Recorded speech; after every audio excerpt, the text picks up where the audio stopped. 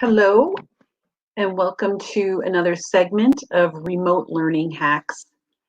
I'm Ann Lewis. I'm with the South Dakota Discovery Center, and today we're going to be looking again at iNaturalist and looking at how to export the data to look at it through a geospatial lens.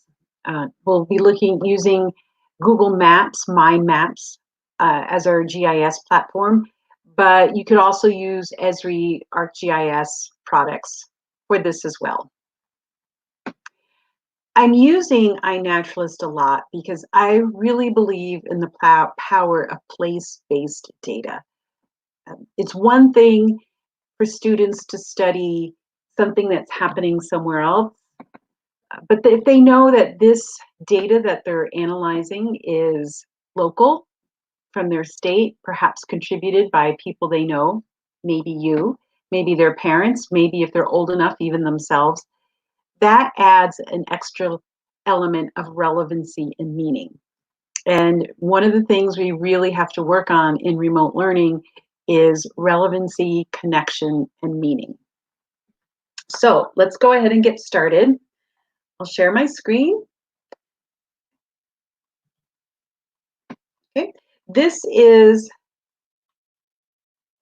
the iNaturalist website, My Observations. And to get started, we're going to export some observations.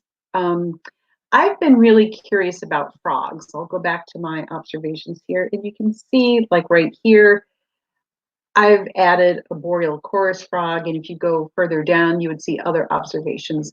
For whatever reason, this spring, frogs have really grabbed my attention. We're going to be focusing mainly on manipulating iNaturalist, the export, and then the import. But the idea is you take data out so students can understand where it is and understand some of those relationships about the things they're observing to the landscape. If you remember, last week we looked at analyzing the habitat of 3 common birds, robins, meadowlarks, and great blue herons here in South Dakota. So today I'm going through the mechanics of exporting data, and I did exactly that for the 3 birds. You go to iNaturalist.org, observations, export, and you have to create a query. And there's a lot of different information you can query for. Let's keep it simple, especially to start. I said I'm interested in frogs, and I'm specifically interested in the frogs of South Dakota. Taxon. This is where I tell what I want to take out, what I want to search, what do I want to export. I strongly recommend that you do the lowest taxonomic level that you can get, the most discrete. For frogs, I have several different layers. I could have looked at the frog family, toads and frogs, but I'm going to look at the species. So I'm going to look at the boreal chorus frog.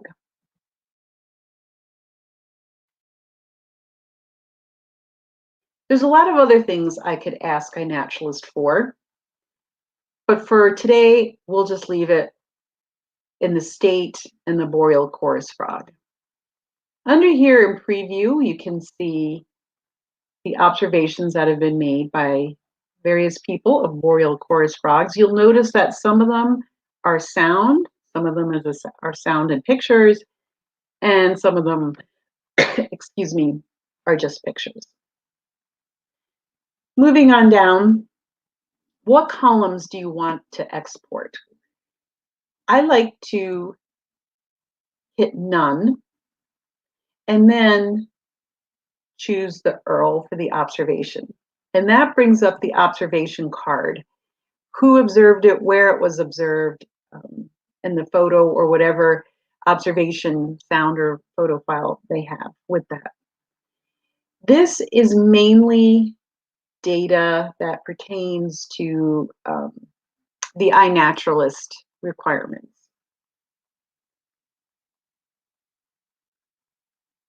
Geo, Again, I like to hit none because there's a lot, and it's easier to turn it all off than turn the few I want on. Latitude and longitude. That's the bare minimum that you need to import onto any GIS platform.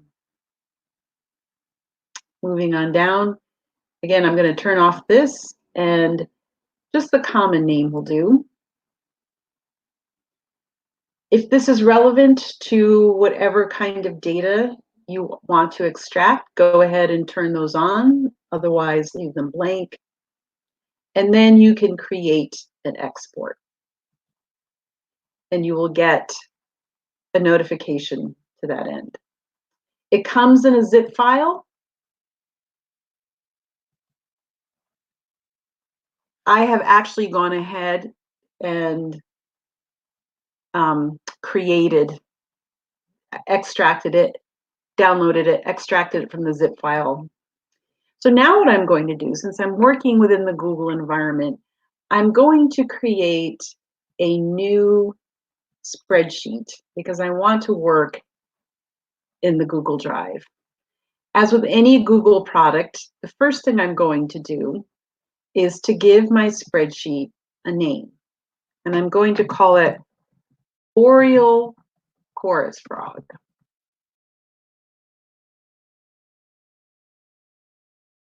I'll open my download and do a Control A, Control C. That means highlight all of it, copy all of it, and then I'm just going to paste it all up here,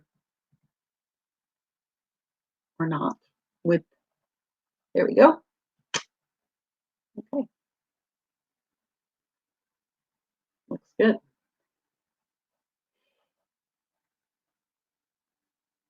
I'm going to make sure that I can find this file by making sure it's in the folder I'm gonna look for when I import into Google My Maps. And that looks good.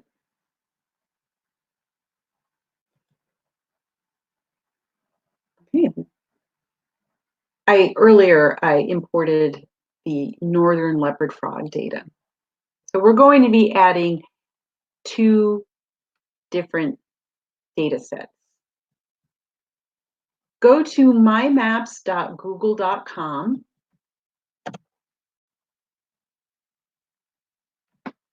and you'll come to this platform. Create a new map. And again, the first thing we want to do is give it a title. So I'm calling it Boreal Chorus and Northern Leopard Frogs.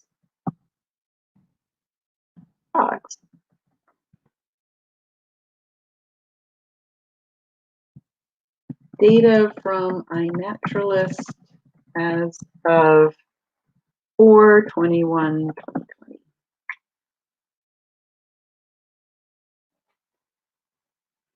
I want to import one layer, and so I'm going to import Google Drive. There it is, Google My Maps, because I've been working in it. And I'm going to import the Boreal Chorus Frog data. It'll ask me which of these columns are your latitude and longitude, and since they're labeled as such, it's easy enough to see. Continue. Choose a column to title your markers. I'm going to pick the common name. And I can change that since I actually want to call that Boreal Chorus Frog. I'm going to finish that up.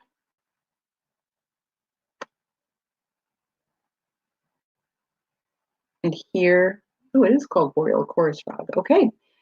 Here we have the distribution of Boreal Chorus frogs in South Dakota.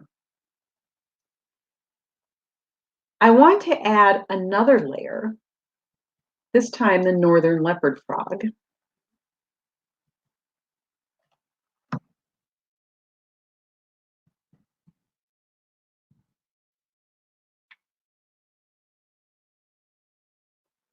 And we're going to import that. Same thing.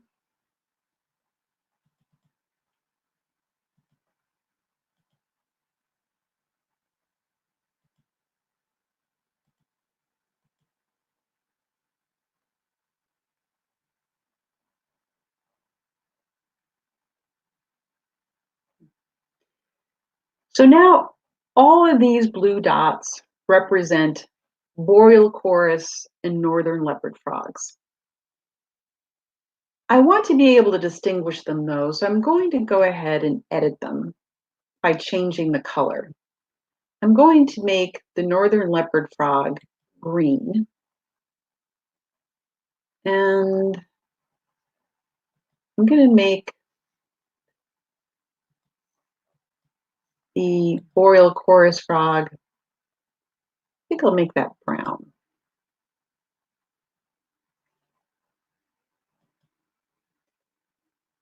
Let's go ahead and take a peek at this map.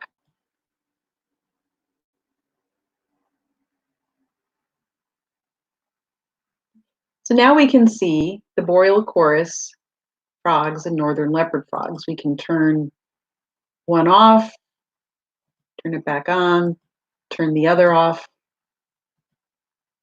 And if there's an observation that piques our curiosity, we can click on it.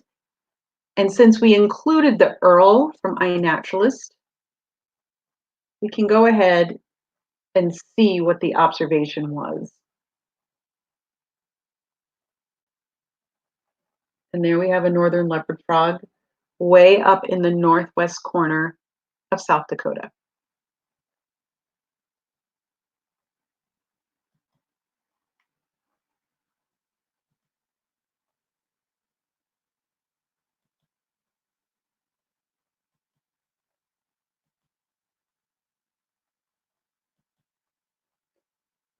We can share out,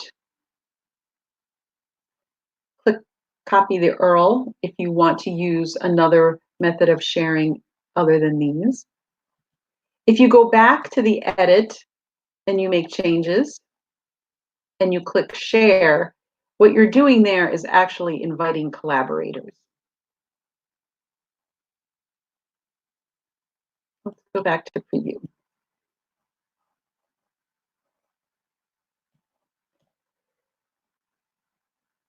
The kinds of questions you can ask are, where do you find these frogs? Where do you not find these frogs? If you had a more responsive or deeper GIS platform, you could import precipitation data to see if there's a difference.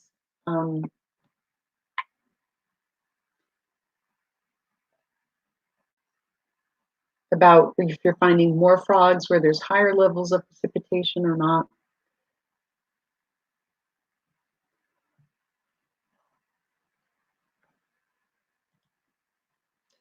So that is a brief overview of how to export data from iNaturalist and import it to a GIS platform.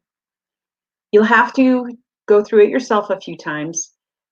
It's pretty intuitive, and your students will really enjoy examining local data that is meaningful to them. If you have any questions, please feel free to reach out to us through the South Dakota Discoveries website or comment on this video. Thank you, stay safe, and we'll see you tomorrow with Jan.